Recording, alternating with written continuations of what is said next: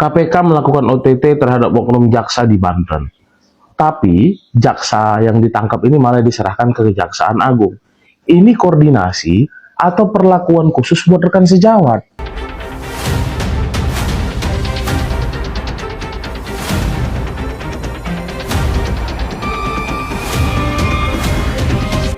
Komisi Pemberantasan Korupsi atau KPK melakukan 2 operasi tangkap tangan atau OTT beruntun di Banten dan Bekasi pada 17 hingga 18 Desember 2025 dengan mengamankan total 15 orang termasuk seorang jaksa Kejati Banten dan sejumlah pejabat daerah. Di Bekasi, KPK juga menyegel ruang kerja Bupati Bekasi Ade Kuswara Kunang terkait dugaan suap atau gratifikasi.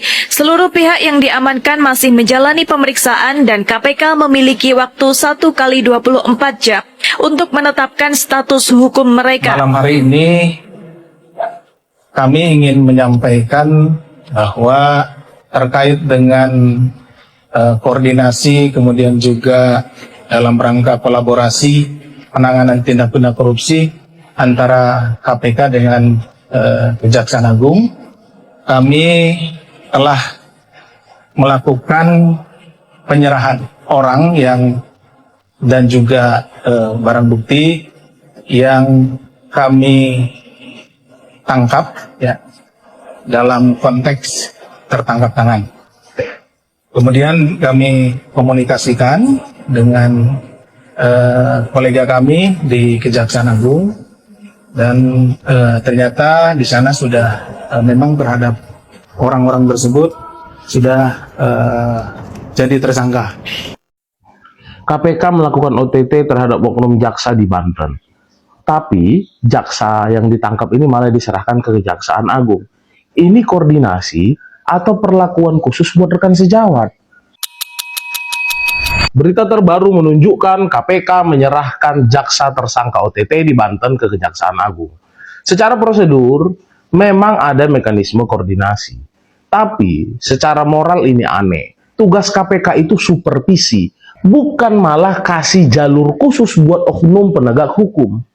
Kita bicara proses penegakan hukum.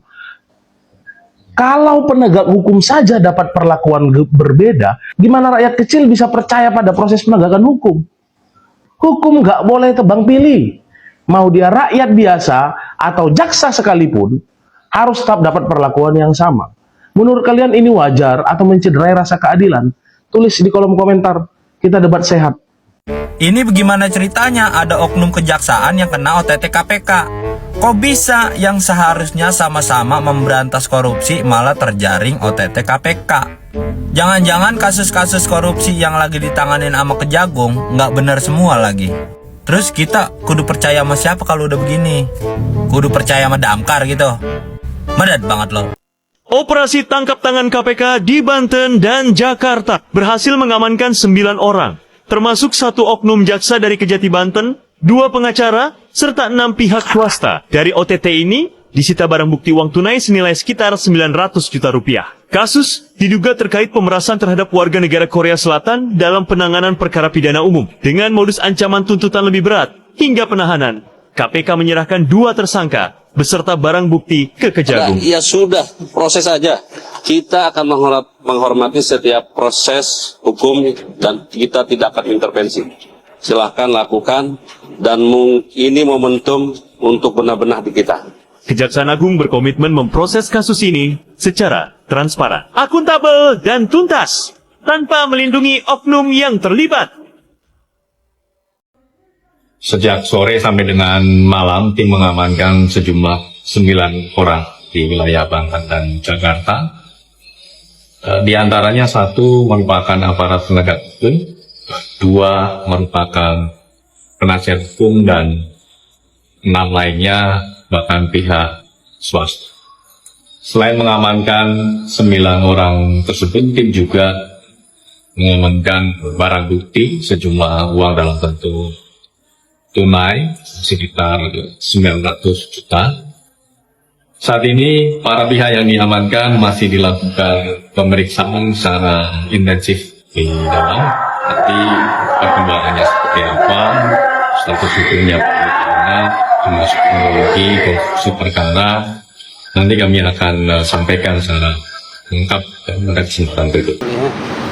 Siang juga menjelang sore Jujun Saputra, Jaksa NM gimana? Ya kalau dia nakal bisa kena. Ning Yuningsi, kalau dia nakal bisa kena.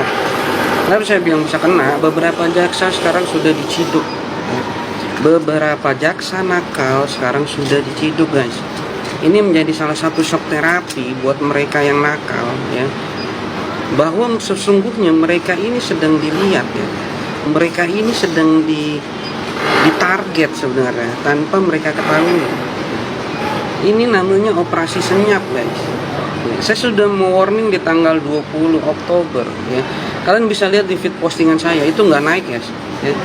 Saya nggak tahu kenapa itu nggak naik postingan saya, mungkin kayaknya ada yang laporin makanya nggak naik, ya. Viewersnya itu cuma 50. Itu saya sudah warning, itu di feed postingan saya naikin lagi tuh, guys. Ya, kalian bisa lihat terbukti, ya. Mulai dari kemarin-kemarin, ya. Ada beberapa jaksa yang ditangkap, ya. Ada dari Banten, ada berapa jaksa itu, 5 atau 6 kalau nggak salah, atau berapa itu, ya. Tolong dikoreksi jika saya salah. Kemudian di daerah mana itu yang Kabupaten Bekasi itu dia? Coba Ade Koswara. Ade. Iya, ada. Di daerah Bekasi, ya. Ada Ade Koswara tuh, ya. Ditangkap KPK juga. Ada 10 orang itu bahkan, ya. Tolong dikoreksi jika saya salah. Kemudian Kajari, ya. Ada Kajari dari Kalimantan Selatan kalau nggak salah. Tolong dikoreksi juga kalau saya salah. Ya, itu juga ditangkap sama KPK. Ini adalah satu hal yang menggembirakan, guys. Kenapa saya bilang menggembirakan? Ya, bagi mereka yang sudah menerima suap, ya, bagi mereka yang sudah bermain secara belakang, main belakang, ya, main belakang, baik itu mafia kasus, baik itu oknum jaksa-jaksa nakal, baik itu oknum hakim nakal, ya, siap-siap diciduk. Ya, ini masih akan berlanjut, ya. Ini masih akan berlanjut, ya. Dari Banten ke Bekasi, dari Bekasi ke Kalimantan Selatan, dari Kalimantan Selatan ada di Kurang bukti, Kejagung hentikan laporan dugaan pemerasan oknum jaksa di Jateng. Wah, saya sih percaya sangat kurang bukti. Bahkan bukan hanya kurang bukti, jangan-jangan peristiwa ini tidak ada pernah terjadi. Jaksa seluruh Indonesia kan bersih-bersih, apalagi Kejagung. Begitu kan teman-teman, sudah pasti dong. Yang terjadi di Jateng itu tidak ada, makanya buktinya tidak ditemukan. Saya percaya Kejagung, saya percaya Jaksa RI. Jaksa RI 100% bersih.